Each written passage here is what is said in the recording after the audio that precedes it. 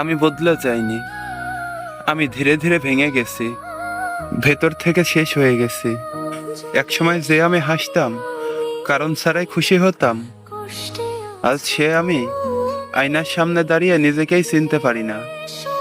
চোখের নিচে জমে থাকা ক্লান্তি আর চোখের কোণে লোকানো নিঃশব্দ কান্না সবই বলে দেয় আমি আর আগের মতো নেই।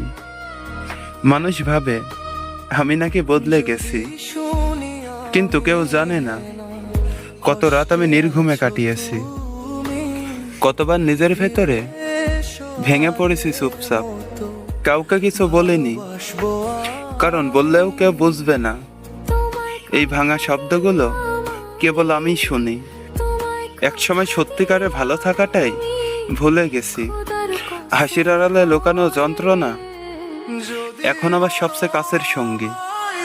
আমি বদলাইনি, শুধু মানুষ আর সময় মিলে আমাকে এমন এক জায়গায় এনে দাঁড় করিয়েছে যেখানে অনুভূতিগুলো ক্লান্ত হয়ে গেছে।